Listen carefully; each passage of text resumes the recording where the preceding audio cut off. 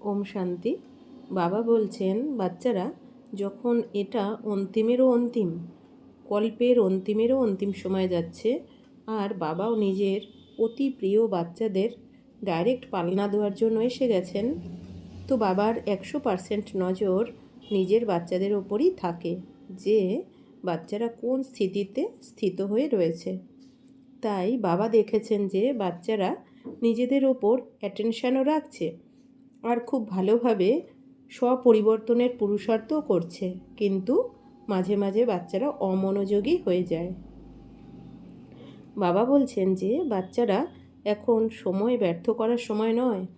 তোমাদের ওপর যতটা বাবার নজর রয়েছে ততটা তোমরা নিজেদের ওপর অ্যাটেনশান রাখো।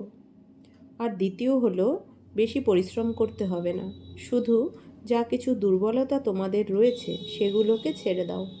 যখন তোমরা এই দুর্বলতা বা কমজোরিগুলোকে আপন ভাবো, তখন এগুলোকে ছাড়ার পুরুষার্থ করলেও এগুলো যেতে চায় না, আর তোমরা তারপরে ক্লান্ত হয়ে যাও। এর জন্য এক হলো নিজেকে উঁচু সমানে স্থিত রেখে বাবার সঙ্গে থাকো, আর দ্বিতীয়, যদি কোনো ভুল হয়ে যায় তো সেগুলোকে তাড়াতাড়ি ছেড়ে নিজের অনাদি সংস্কারকে মনে করো, অর্থাৎ আত্মার গুণ শক্তিকে ইমার্জ করো।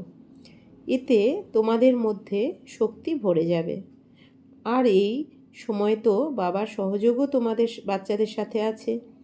ব্যাস বাচ্চারা বাবার ভালোবাসায় সমাহিত হয়ে যাও, হারিয়ে যাও, তাহলে তোমরা সহজেই বাবার সমান হয়ে যাবে।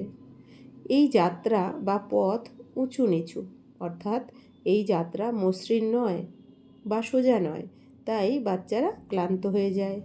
কিন্তু ধৈর্য ধরে চলতে থাকো, বাবার ওপর নিশ্চয় রেখে বাবার আঙুল অর্থাৎ শ্রীমতের আঙুল ধরে থাকো, তাহলে তোমরা খুব তাড়াতাড়ি নিজের লক্ষ্যকে অনুভব করতে পারবে।